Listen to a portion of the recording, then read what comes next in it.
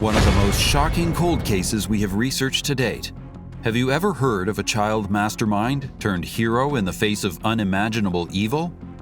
We're about to take you on a mind-blowing journey and a story that will send shivers down your spine. I've got a little girl here with a tall gentleman, and she looks so much like this Shasta, and we're not sure. I don't know. It's just awfully weird to me. The girl looks exactly like the little girl. This is a story of Shasta Groene, an extraordinary young woman with a mental tenacity unlike any other. Shasta's life took an unbelievable turn when she found herself face to face with a ruthless killer.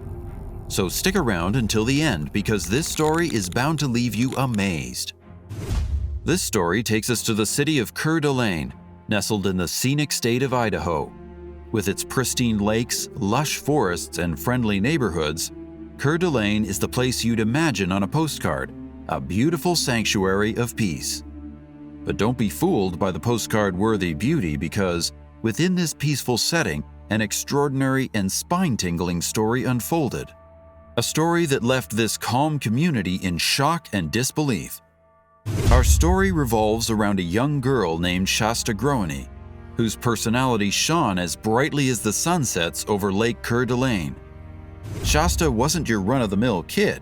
She was a genius in the making, a powerful individual who displayed an undeniable passion for life. Shasta had a passion for the arts. Her music was beautiful, her artwork was detailed, and her intelligence was nothing short of outstanding. The world, as they say, was her oyster. But sometimes, life takes us down paths we never expected. Shasta's journey, filled with twists and turns, would lead her to face unimaginable challenges, a test of her strength and resilience. Joseph Edward Duncan III, a name that would end up sending chills down people's soul, and Shasta was one of his unfortunate victims. Joseph Duncan wasn't your typical criminal. His strange obsession with kidnapping and torturing children left him with a dark past. His violent and cruel background was a terrible tale woven with the lives of innocent victims. Duncan has previously dealt with the legal system, completing time for some of his horrible crimes, but his cleverness and ability to escape from the authorities made him even more dangerous. Our story begins on the evening of May 15, 2005, when Shasta, who lives in Wolf Lodge, Idaho, thought she noticed somebody hidden in her bedroom closet, but she was reassured by her brother that it was empty. She dozed off in the dimly lit room and assumed it was all in her head. Later that evening, she was woken up. She overheard her mother sobbing and repeatedly saying, "Shasta, you have to wake up." Then she continued with, "There's someone in the home."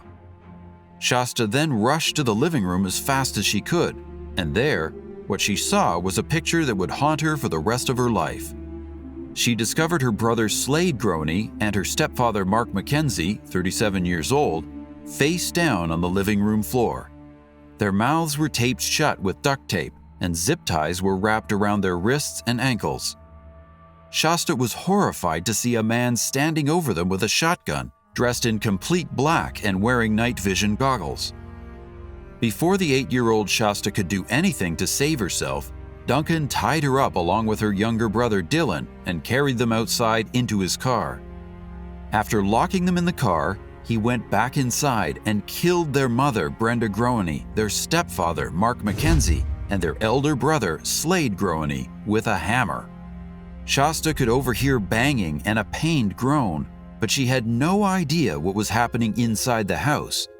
She had no idea it was the last time she saw her beloved family. Duncan later showed up and led Shasta and Dylan toward a campsite in the Lolo National Forest, close to St. Regis, Montana, which is where he held them captive for several days. After being physically and sexually tortured, Duncan randomly decided to shoot her brother Dylan in front of her. Before his death, Shasta assured her brother that she had plans to get them both out of there. Shasta, shocked, heartbroken, angry, and confused, didn't know what gave her the courage or hope. According to her, something deep inside her was pressuring her to express herself or do particular things to win Duncan's favor and gain his trust. That was, in Shasta's belief, her mother's spirit directing her, wanting her to escape unharmed. She thought her mother was giving her spiritual support. However, even Shasta admitted there were some occasions when she genuinely wondered, how long will she be able to live? But the young girl did not give up. After making it through the turmoil of losing her brother, Groene started to open up to Duncan about herself, telling him things like how she enjoyed and missed school and what she did at school. This made Duncan feel good about himself, as he felt Shasta trusted him enough to open up. He had a feeling that he was finding out about her background and getting to know a side of her that only he knew about. But unbeknown to him, Shasta was only using tactics to manipulate him and find out information about him. After days and weeks went by, Duncan came up to Shasta and asked her a horrific question. He asked her, how would she prefer to die? Does she want to be strangled to death or get shot with a shotgun? How anyone, let alone a child, could function after such a question, where the outcomes were death or death, are unimaginable. But Shasta had other plans. In her head, after observing Duncan, she knew what she had to do and how to play him. And without a frown on her face, Shasta told Duncan that she wanted to be strangled to death. Shasta revealed that there were two reasons behind her decision. One was that she could not choose the shotgun, as she could not bear recalling what happened to her brother in front of her eyes. While the second was that she knew if she chose being strangled, she could bide herself some time to convince Duncan from killing her. After hearing Shasta's decision, Joseph tied a rope tightly around her neck and placed her on the floor. But what had saved the 8-year-old's life was the fact that she addressed Duncan by his nickname, Jet. She kept repeating the nickname as Duncan began to squeeze the rope, and everything started to become white. But as she continually whispered the words, Jet, he let go of the rope and began crying, thinking she cared about him. Shasta realized at that moment that Duncan had grown a soft spot for her, knowing that she was willing to do whatever it took to survive. One day, out of the blue, Duncan decided to drive the two of them to Denny's so that they could grab milkshakes and some food. However, only days before, Duncan was telling Shasta that he really wanted to take her to North Dakota so she could meet his mother and family. With her wits about her, as soon as they got into the restaurant, Shasta made eye contact with a man inside. As he shifted his focus to her, Shasta nodded and he nodded back. And at that point, she could see from the look in his eyes that he was aware of who Shasta was. Groene had been missing for at least 7 weeks at this point. After keeping an unassuming eye on Duncan and Shasta, the man walked to the waitress to inform her to call the police.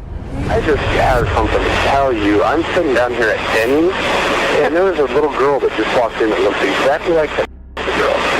Okay, is she still inside? Yes, she is. And she's with an older man. With an older man?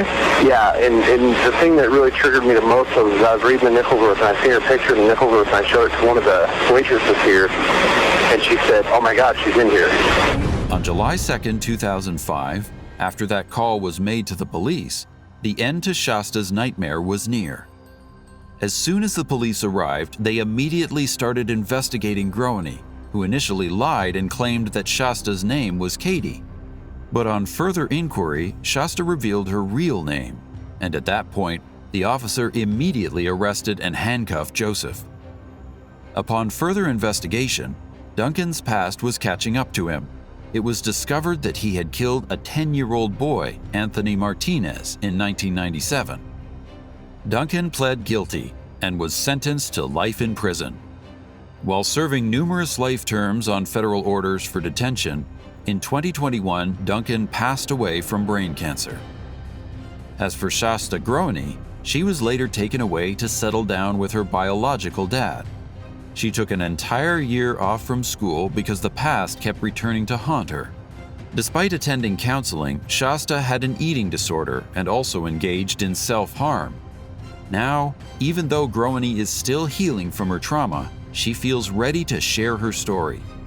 She now has 4 children, is married, and works as a hotel's supervising housekeeper. A tale of courage, survival, and justice in the face of unspeakable darkness. Shasta Groene, a child who defied all odds, reminds us that the human spirit can win over even the darkest of horrors.